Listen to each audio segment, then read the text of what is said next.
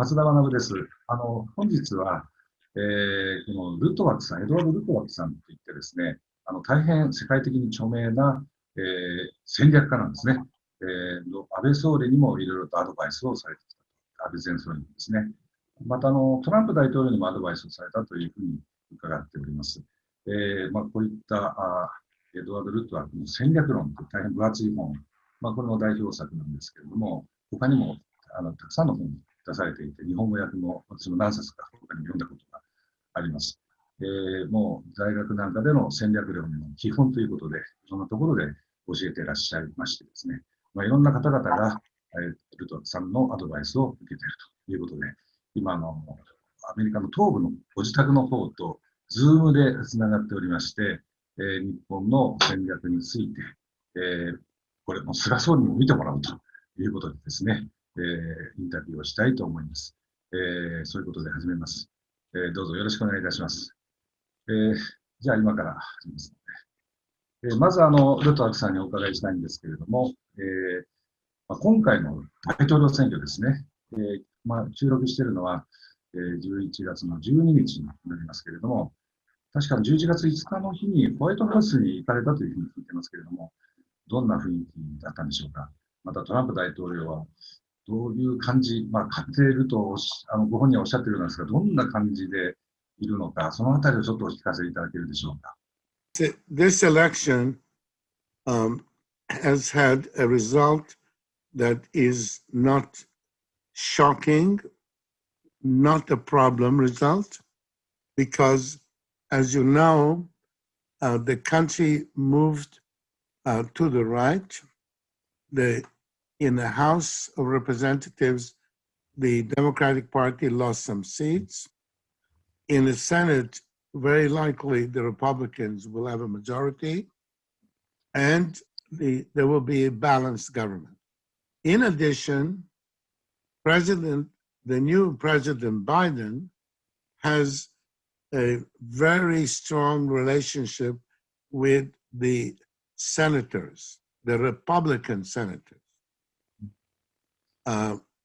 So therefore, there will be the basis for quite a smooth administration, because the big shocking programs they called Green New Deal, big programs to spend a lot of money, which means that defense spending had to go down. Those programs will not happen. So there will be continuity. There will not be big change. And at the same time, at the top, Biden will be dealing with Republican senators who have been his friends for 40 years. People he's known for 40 years. Very good human relations. So I expect quite a calm political situation. ありがとうございます。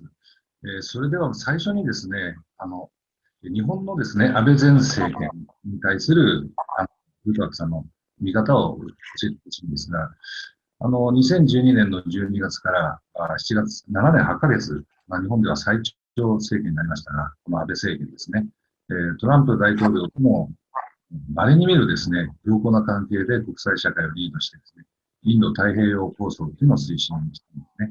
また経済外交面でも TPP11 を中心になったとリードしました。この安倍前政権の実績がですね、国際社会の中で発生した成果として、ルトワックさん何に注目されているでしょうか。In 2011, the year of the tsunami was also the year that the Japanese government was going in a neutralist direction. There was a big trip of the defense minister to Beijing, and it seemed like Japan was moving away from the US alliance and having a close relation with China. The defense minister in Beijing signed many agreements, and it looked like Japan was moving away from the US-Japan alliance.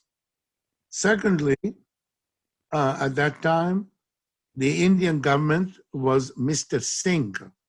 Mr. Singh, who was not interested in facing China. And in the United States, in 2011, there was a big financial crisis. And the US government was not focused on containing China, but instead wanted China to participate in economic recovery. Abe arrives, and when Abe arrives, he actually turns Japanese policy. The US follows fully only in 2015. India comes in 2014. 2014, Modi is elected in India, but more than that, by 2014, the Indians are ready to contain China. And then Modi arrives, and on top of the strategic alignment, there's also personal connection, Abe Modi, that kind of thing. All personal connection goes back to Kishi, Prime Minister Kishi visit to India many years ago and so on. Therefore, Abe, his prime ministership is the most significant, the most important in 30, 40 years, because it changed things.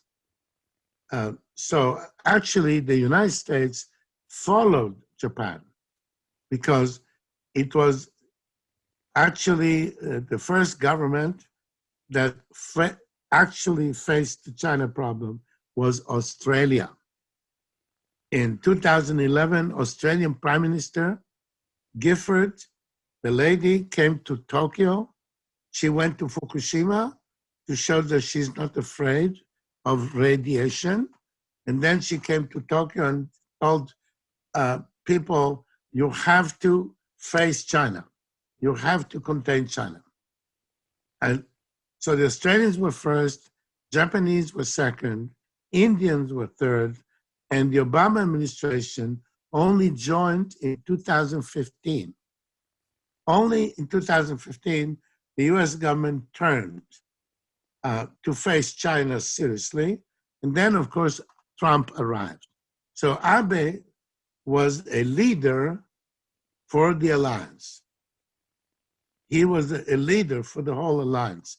And when he arrived in Tokyo, Japan was moving in a neutralist direction and to cooperate with China and so on. Many Japanese, Nakasone, former Prime Minister Nakasone, said it's good for Japan to be part of the Tenka, of the Chinese Tiansha, you know. And so Abe therefore changed the course of the strategic history. ありがとうございます。安倍政権、非常に大きな、成果を上げたと思いますけれども、それではちょっと次は菅政権の方に行きましょうかね。はい、この9月に、これまで官房長官として7年8ヶ月最長なんですね。菅さんが内閣総理大臣に、就任しました。外交経験があまりなかったというので、その辺は未知数じゃないかというふうに言われてますけれども、閣僚たちもですね、それなりに経験している人を配置して臨んでいます。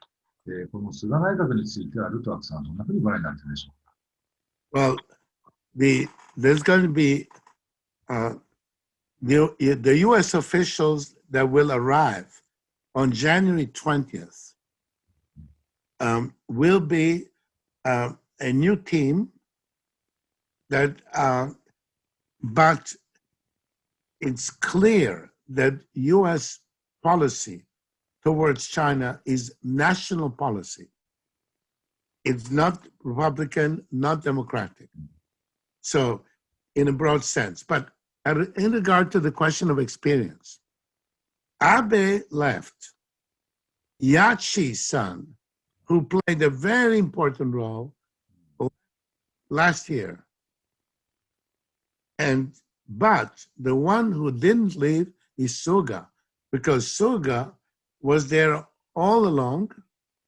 He has many years of experience, and he handled foreign affairs. He handled foreign affairs also by himself. And one of those things he handled, which was very important, was the question of whaling, going to Antarctica to catch the big whales. Why is that important? Because in Australia, you cannot make a government without the nature boys, the environmental boys, the whale people. So even though only 3 members of parliament are interested, nevertheless, there was a big obstacle to cooperation between Australia and Japan. And it was Suga who developed the policy, Suga who presented the policy in a rather clever way, I thought, because he announced that whaling is starting. Instead of saying whaling is ending, he said it's starting. It's a very clever, northern whaling starts, southern whaling ends. The only whaling that was important was the southern whaling, because the Australians play an important role in the alliance. And they've been sort of leaders.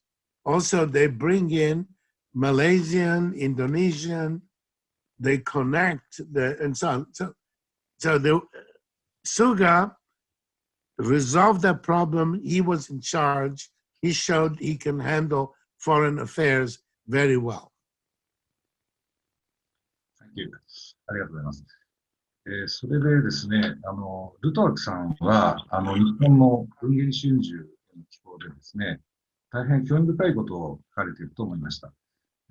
今は対立しているのはアメリカと中国ではなくですね、アメリカは中国との対立の最前線に立っていないと。現在進行しているのは、アメリカ主導の海洋同盟、海洋国家同盟ですね、それと中国との戦いであるということで、オーストラリア、フィリピン、ベトナム、インドといった国々と中国との対立について述べているんですね。でまた、香港問題も同じであると書かれています。でこういった対立は、中国自身が招いたからだと。この中国よりも人口とかですね、経済規模を全部足し合わせると、大きな海洋同盟の形成を促した。これは中国が対極的な戦略が下手であるとおっしゃっているのを大変興味深く読ませていただきました。でそういった中で中国は日本との関係改善を強く望んでいるわけですね。今年4月に予定されていたのはコロナで延期になりましたが、国賓としての習近平国家主席の来日ですね。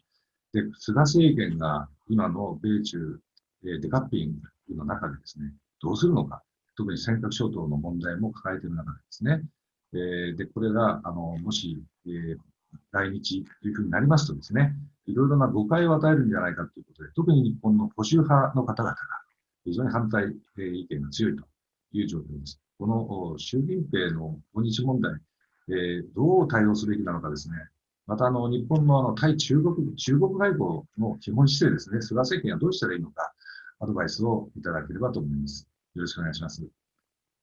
Well, as you know, the Maritime Alliance emerged in a very natural, organic way, like a plant growing in the soil. It was not something like NATO, North Atlantic Treaty Organization. There is no organization. I hope there will never be an organization, because this is a much healthier growth. And it was the architect, the designer of this alliance is China. Mm-hmm. China quarrels with Australia, quarrels with Canada, which has also joined the Maritime Alliance. And Canada is increasingly participating. It quarreled in the same week. They they sank a Vietnamese fishing boat. They crossed the border in Ladakh on the India border, had a big quarrel with Canada because of this princess, you know, the royal Meng, the Queen Meng of Huawei, etc. And they had, that same week, they fought with the Swedish government, and the Swedish government stopped all cultural programs. So what we are seeing here is that China is acting, action. Everybody else is just reacting. So this is not made by Abe, not made by Trump, not made by Modi, is not made by Trudeau of Canada, and is not made by the Swedish Prime Minister. It's all Xi Jinping. And it's happening at the same time that inside China, he is abandoning the old policy of nationality, national inform, communist inside. He wants to have no national. So Uyghur, next generation of Uyghur has to grow up and speak Chinese. Same for Mongolian, same for Tibetan. So what we have here is a very aggressive policy at home and abroad. And this is, I would say, very typical Chinese of not being aware, of not understanding what happens when you do something. A man is in an elevator, going up in an elevator, is a big fat man, China, big fat person in an elevator, and he pushes everybody against the wall and he starts shouting at people. So the people will combine against him and will make an alliance against him. And that is what's been happening. Now, in the meantime, Xi Jinping's policy is also colliding with the change inside China, because China is becoming an educated country, not just science, engineering, electronics, computers. No, they're reading books about philosophy. They're reading Plato, Aristotle, Greek classics.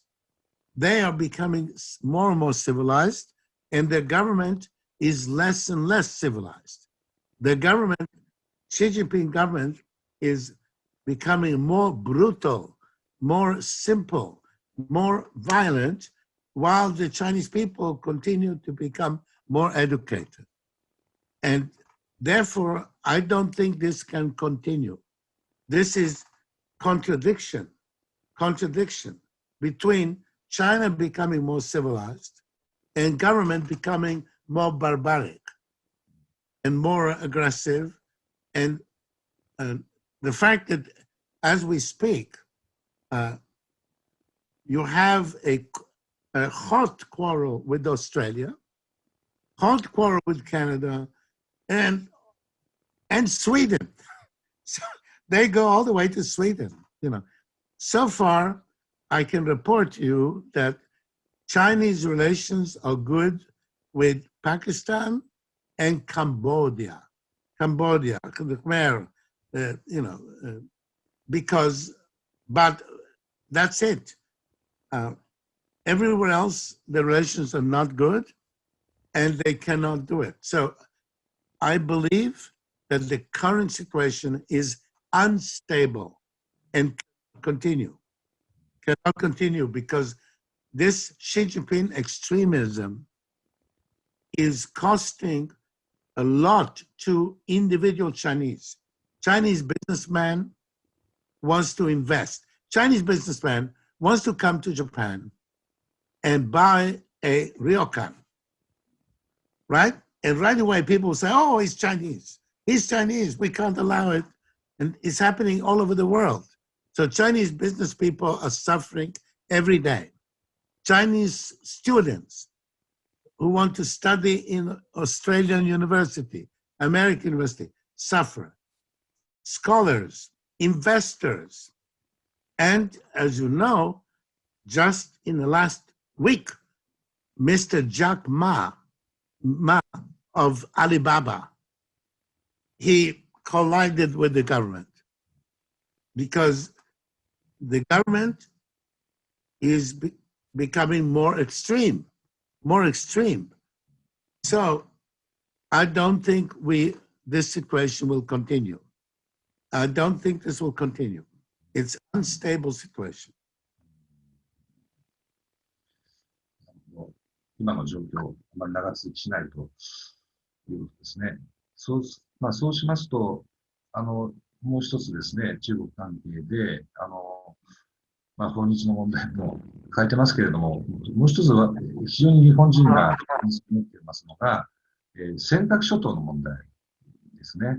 これ、特に大統領選もバイデンで落ち着いていくんであればあれなんですが、まだ大統領がうまく引き継ぎがうまくいってない間に、尖閣諸島に何か行動を起こすんじゃないかということもですね、ルトワックさんもご存知の加瀬先生も大変心配してたんですが、このあたりはどんなふうにご覧になっていますでしょうか。I believe that Yachi-san conducted the negotiations 5 years ago for the visit of Abe to China at that time. And the Chinese side said, Senkaku Islands must be discussed, must be negotiated. The Japanese position was, there's nothing to negotiate. Senkaku and Chiyoda-ku and Senkaku is the same. Nothing to talk about. That was the Japanese position.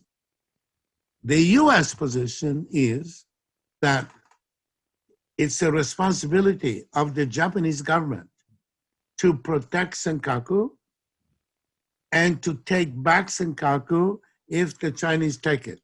The US responsibility is to protect Japan, but Japan has to protect Senkaku. So Japan has to have serious military plan to take back Senkaku because they, Chinese fishermen can land on Senkaku and say it's China, okay? The job of kicking them out is Japan's job. The US is protecting Japan, but Japan has to protect its own territory. I don't think this is going to be a problem. I think that the Japanese side understands that it's a Japanese responsibility. The self-defense forces have organized an amphibian brigade. There is in near Nagasaki, they have a capability and so on. So instead, I believe the big problem is Taiwan, because Hong Kong, we cannot do anything about Hong Kong. Hong Kong is lost to us and lost to China because China got a big benefit from Hong Kong. They're destroying Hong Kong because Hong Kong was just, the meaning of Hong Kong was freedom, legality, international stuff. They're destroying their own possession. It's like a man kills his dog. There's a man who has a dog, kills the dog. We cannot protect the dog. But Taiwan is an issue. Now, during the entire Cold War, Finland was neutral. Sweden was neutral. But during the entire Cold War, Sweden was backing and supporting Finland. Without saying one word, they said nothing. But the Russian side knew that if they invade Finland, that the Swedes will push into Finland a lot of weapons the Finns were ready to use, and that the Swedish Air Force, which was the biggest Air Force in Europe, the biggest, was there to support Finland. So, without changing neutrality, the Swedes helped to protect Finland. We have a challenge with Taiwan because, on the one hand, it is the official policy of Japan that Taiwan is part of China. China policy, one China policy. Not two countries, China, Taiwan, only one country. That's the official position. But we all know that if the Chinese were to take Taiwan, just take it, Japan would suffer a very bad loss of security. You wake up in the morning, the Chinese have taken Taiwan, Japan is the loser. Japan would feel completely threatened, insecure.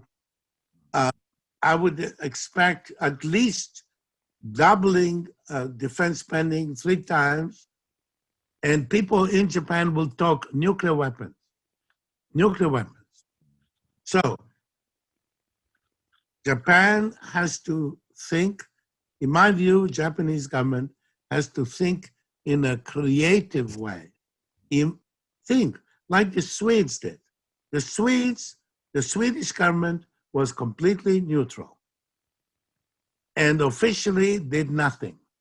But they got themselves organized to be able to provide instant support to Finland, immediate support.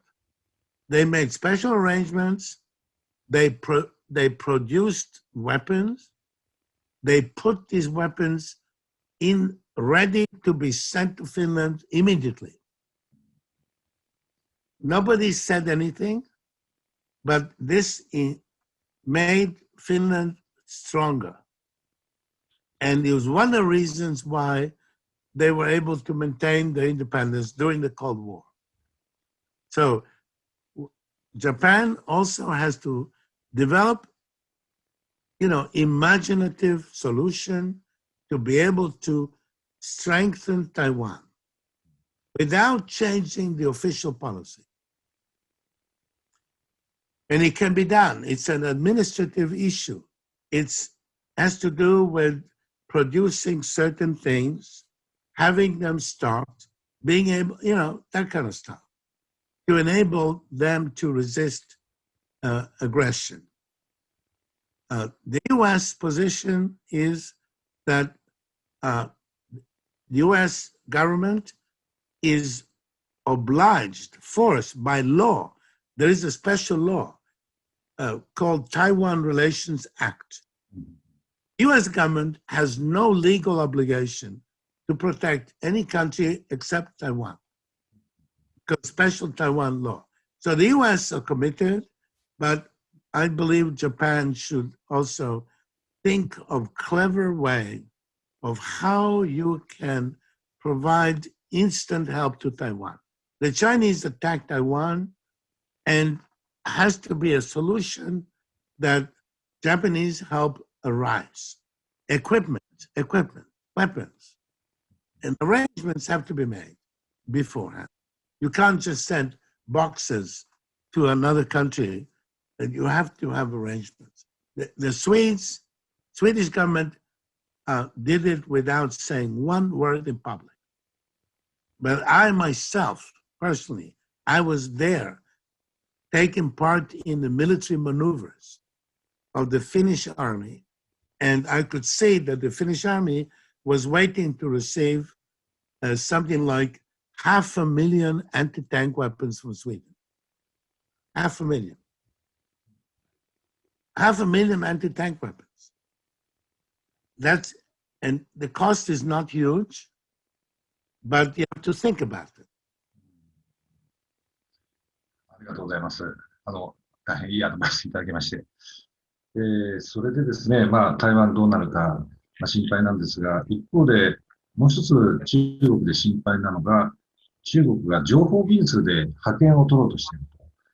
特に中国のような全体主義と AI だとか、そういった情報技術は非常に親和性があるということで、軍事と経済と両面で中国は覇権を握ろうとしていることに、ポンペオ国務長官も演説で強く中国共産党を批判している状況ですね。でその中で、今、日本の経済界がすごく心配しているのは、アメリカもいろんな制裁措置を出しているし、中国もそれに対応して、経済戦争合戦みたいなですね、状況になっていて、日本企業は踏みを踏まされていると、非常に困惑している状況なんですね。日本の経済界は、この米中デカップリングの間でどう考えるべきか、あるいは菅政権はですね、どう対応していくべきか、アドバイスをいただければと思います。Well, I think that Japan should take the initiative. The Japanese government should take the initiative to propose a actual, what would be called an alliance economic ongoing committee is working every day like we had during the Cold War. It was called COCOM. It was called commercial. It was a organization that was horizontal organization. It wasn't America, the boss, everybody says yes, no. It was actually meeting of the different governments. And the question during the Cold War with the Soviet Union was, do we sell them this? Do we sell them trucks? Do we sell them this equipment? Do we sell them that? We need consultation. At the present moment, the war, the economic war between China and the United States is actually not an economic war. It's a technology war. Moreover, it does not affect energy technology, does not affect many technologies. It's only information technology.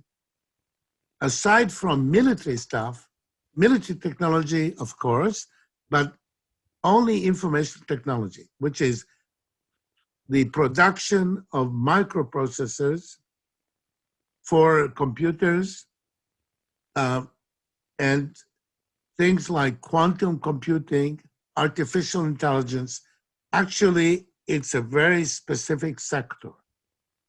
Now, there is a problem, though.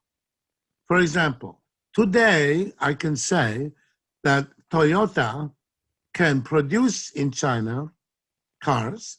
Toyota can sell cars in China. Toyota can manufacture cars in China. But if we get cars that are fully self-driving, if we go to fully self-driving cars, then that is very advanced artificial intelligence technology. Because if you can have a self-driving car, you have a self-driving airplane. You have a self-driving submarine. So that's why we need a committee. And Japan can take the initiative. Because during the Cold War, this was the only organization that was not top-down. That is the Americans saying, do this, do that, and everybody says yes or no. It was actually cooperative. And Japan can take the lead in saying, we know that there is a confrontation with China, but we want to sell everything to China that we can. We want to have tourism from China. We want to have business with China. And we just need to know what cannot be done. And instead of waiting until somebody complains from Washington, until waiting passively, until Washington says, don't do this, don't do that, Japan should take the initiative, open a discussion, initiative. Abe-san brought Japanese their own strategy, not just say yes, yes, or no, no, but actually Japan ideas. Japan ideas. We need one more Japan idea, an economic coordination. It's actually a coordination committee between all countries that have technology. For example, the only 3 countries in the world have companies that can cut the silicon to make advanced microprocessors.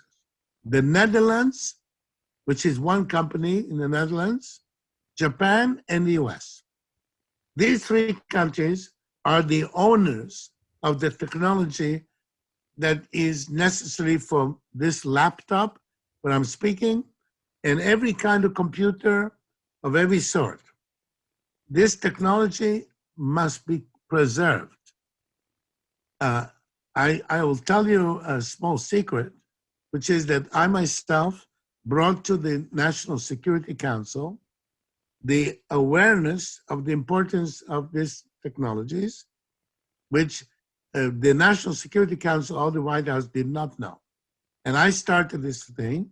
I myself intervened with the Dutch government, and I myself was very active in Japan also, because ARM, the company in Cambridge, England, that is the most advanced in writing and designing microprocessors, owned by SoftBank of Japan. So we already have this situation. We need for Japan to take the initiative. The Americans are doing many things. This is one thing Japan should be doing, which is talking to America, the Dutch, Netherlands, the British, the Israelis, because the Israelis have the measurement machines. As we know, to make this equipment, to make these computer chips, microprocessors, you have to cut the silicon at precision of 7 nanometer. Okay, 1/1000th. And if you make, in order not to make mistakes, you have to measure all the time. So the Israelis do the measurement, the Dutch, the Japanese, and the Americans cut the stuff. And these countries must coordinate every day, because, as I say, it's not so simple. We would say Toyota can sell all the cars they want in China, but if Toyota cars acquire self-driving, then that technology cannot go to China, because that is the technology, is the same exact technology as missiles and everything else. So we have some jobs to do. Now we have very little time, because even though most things don't need any control, Uniqlo can work in China and Japan, no problem. Many things should not be affected. This is not like Soviet Union. Soviet Union was exporting only 3 things: timber, wood to Japan, diamonds, and furs, from animals and stuff. Well, this is different. We don't want to ruin relations with China. We want to maintain everything possible, except those few things. But for those few things, we must be really careful. And we need an organization. And we don't have it right now to protect those technologies. Very narrow range. ありがとうございます。少し日本もちょっと自信を持ってですね、やっていかなければいけないと思いますが、ちょっと日本が、我々不安なのが、やっぱり日本の防衛力の問題があります。特に日本は地政学的なリスクの高い位置にあるということで、安全保障上の悪条件に置かれていると、ルトワックさんも指摘されているんですけれども、ただこれまではですね、日米安保条約とか日米同盟がリスクをカバーしているということだったんですが、その下で日本も防衛費を GDP の 1% 以内に留めることができたんですけれども、ルトワックさんはこの日本も防衛費を増やすべきであるというふうに提言をされています。日本の防衛力とか、あるいは独自の情報能力の問題もありますね。そういったものの強化の上で特に求められているのは何なのかですね、菅政権のアドバイスをいただければと思います。よろしくお願いします。Well, I think there are 2 subjects that we should at least mention. One is the question of intelligence in general, and the other is the question of Korea. And the two are connected. So what is the intelligence question? The intelligence question is that Japan has image intelligence, that is satellites, pictures, photographs, Japanese owned and getting from Americans. Image intelligence. Japan has everything Japan needs. Then there is electronic intelligence of listening and electronically watching radars, which is electronic intelligence. You have Japanese ships with antenna to receive, airplanes, the Americans are doing the same, there's exchange and so on. But there is no human intelligence. Japan does not have a human intelligence organization. And human intelligence is very important, but much more because human intelligence only provides 1% or 2% of all your knowledge. But that 2% has in it reality. If you have Japanese people who are in China and they wake up in the morning and they go and have breakfast, and then they do this and they watch television, they go in the crowd, they are there, they really are there. There is a reality sense. Without field intelligence, there is a lot of pictures, a lot of data, and no sense of reality. You don't touch it with your finger. Now, the reason why this is important is because this is one area where the United States is very weak. For cultural reasons, the United States does not have field intelligence. American so-called spies, they operate from embassies. And that is okay. That works in Paraguay, works in small country, does not work in China. So therefore, there is no penetration in Chinese society. They don't know what's going on. And in order for Japan to be protected, it needs a field service. You don't need James Bond. You don't need James Bond. You just need people who can go to an international conference and talk to a Chinese scientist or Chinese expert, people who can live in China, you know, doing important things like studying butterflies or whatever, Japan needs field intelligence. It's not expensive. It just needs talent, human talent, a system for it. There is a way to do it. And countries that have good field intelligence, they are spending very little and getting a lot. In many international affairs, the Israelis sit at the big table because they have field intelligence, real intelligence. They're there. They're not looking at Iran. Everybody looks at Iran. They are inside Iran. They live there. And this is an example of spending very little money and getting a lot for it. So that's one thing. And it's very important because China is changing every minute. I visited China the first time in 1976. I was in Beijing when Mao died.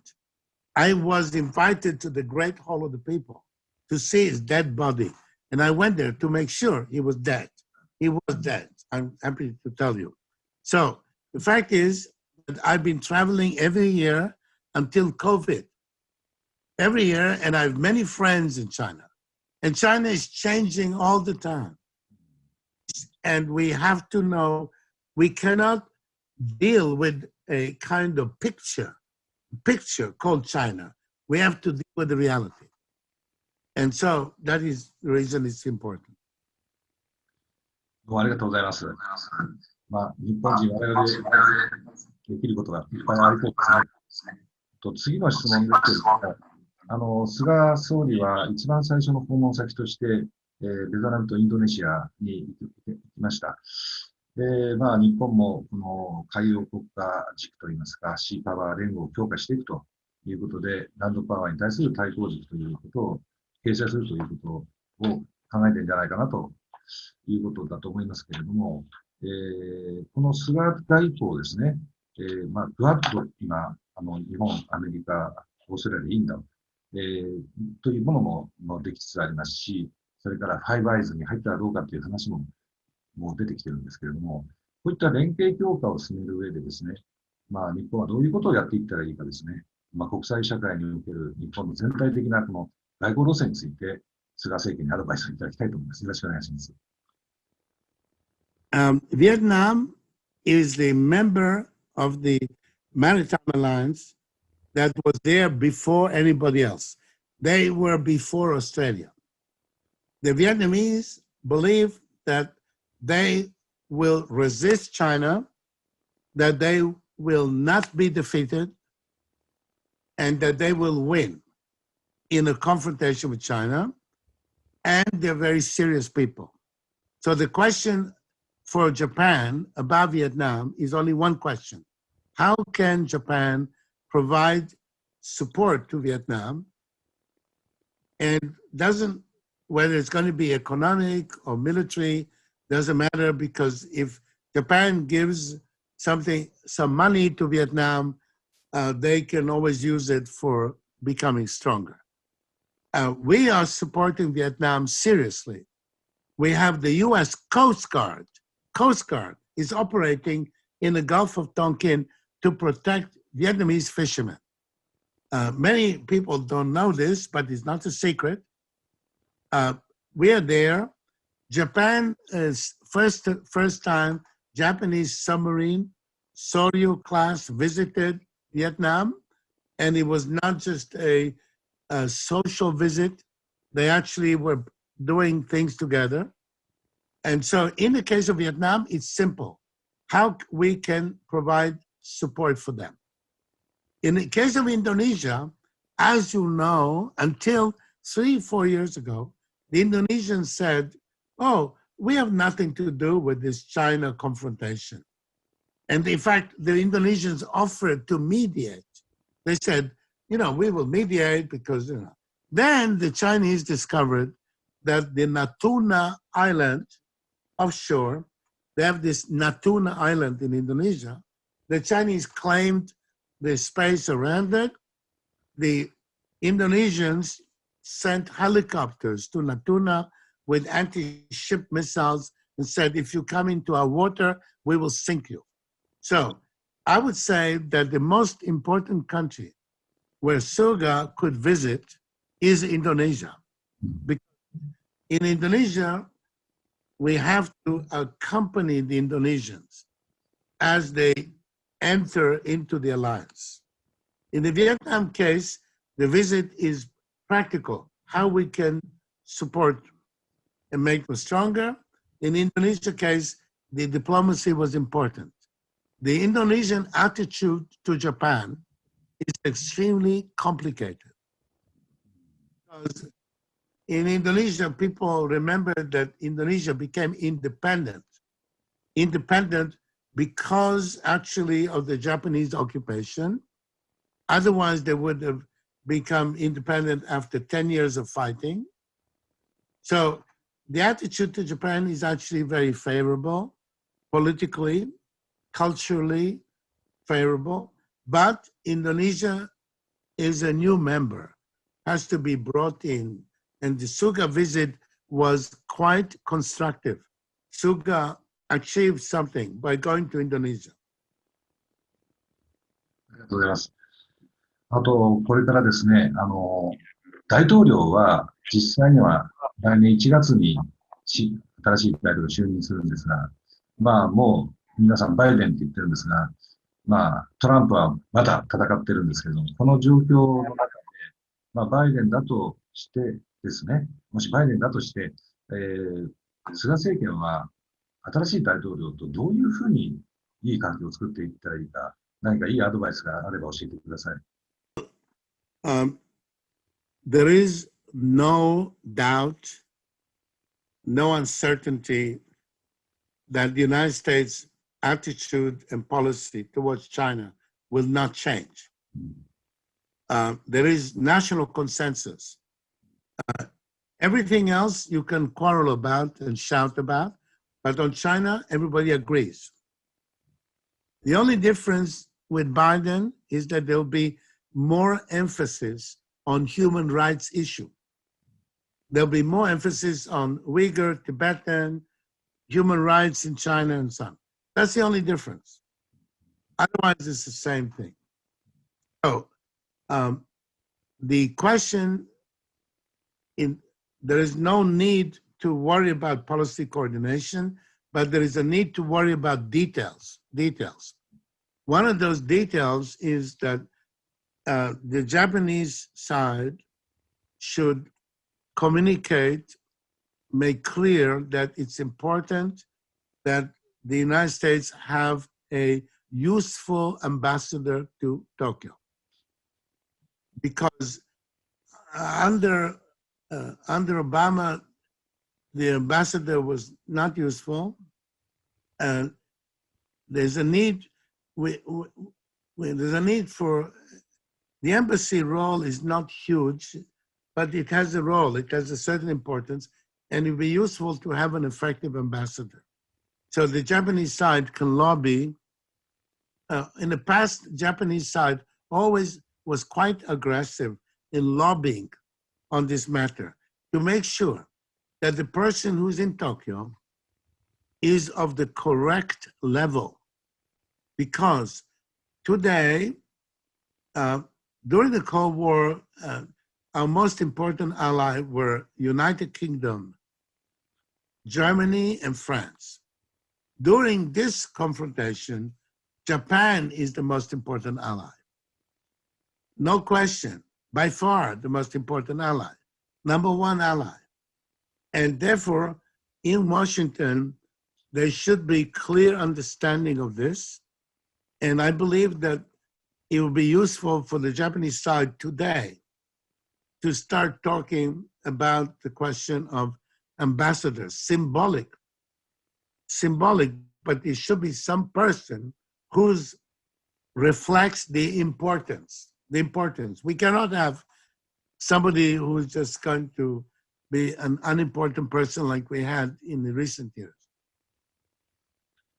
ありがとうございます。それでは最後の質問になりますけれども、これから日本は特にこういったコロナ、ポストコロナ、アフターコロナですね、そういう新しい世界の秩序ができるんじゃないかっていうふうに言われてますけれども、その中で日本はどんな国になってですね、どういうことを国際社会で目指すべきかですね、菅政権にアドバイスをいただければと思います。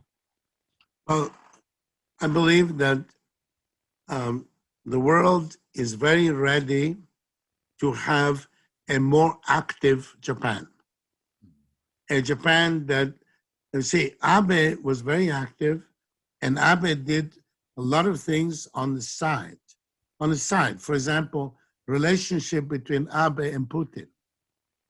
That was done alongside. It was a long-term idea that if China becomes really dangerous, the Russians will be forced to change sides. You know, that if there's a real something, terrible things happening, the Russians will be allies, not enemies, because Siberia, you know, Americans will not go to Siberia. The people who can go to Siberia are the Chinese. So now, I think that the world is ready for a more active Japan. And by the world, I mean, for example, the British. Okay? The British have sent ships into South China Sea to show freedom of navigation operations together with the Americans. The French did the same. I believe that Japan should actively say to the British and French, we would like you to come here. We would like you to participate to help to maintain the global balance. The world is ready for a more active Japan. And by world, I mean countries like, European countries, and so on. And other thing is that Africa is the place where population is increasing. In the rest of the world, population is going down, getting older and smaller. In Africa, is growing. The United States cannot operate well there. The Chinese are free. They have no competition. The Chinese operate because nobody else is there. And I believe that even though it's very difficult, that Japan should take a look there and so on. But the main thing Japan should be doing is to be present all around China. And in India, Japan is already present and very important with ODI. Bangladesh, in Japan is leading country because U.S. relations with Bangladesh will never be good. So Japan is leading country. But now it's need a new effort in all around China. Tajikistan, Kyrgyz, Turkmen, Kazakhstan, Mongolia. There has to be Japanese presence because Japanese presence around China, so the Chinese will remember that they are land power. They are land power. And the land power cannot start building all the ships. They have to look after the land border. So if it's ODA, if it's butterfly collectors, joint programs, anything, Japanese presence around China, in Mongolia, and all these countries, some presence, could be economic, cultural, and some.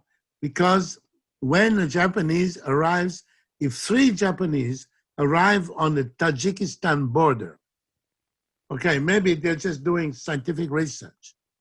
Already on the other side, the Chinese border guards will say, oh, Japanese. And Beijing will send more people to the border, which means less people to go and put pressure on Japan. So this is called maritime strategy. Visit the land power. Visit behind the land power so that they cannot just focus on the naval challenge. ありがとうございました。こうやって聞いてますと、日本がますます重要な役割をですね、世界の中で果たしていくということで、安全保障の面でもですね、あるいは世界のに対していろんな価値を作っていくっていうでも、私が政治家として日本新秩序ということを唱えてきたんですが、何か我が家を得たりという、そんな気がいたしました。一応ですね、これ、日本のたくさんのですね、有力な方々に見ていただきたいと。また、海外でも発信できるようにですね、字幕が英語になるように私はずっと日本語で喋ってまして、高山三郎さんという方が隣にいて、全部訳してくださいました。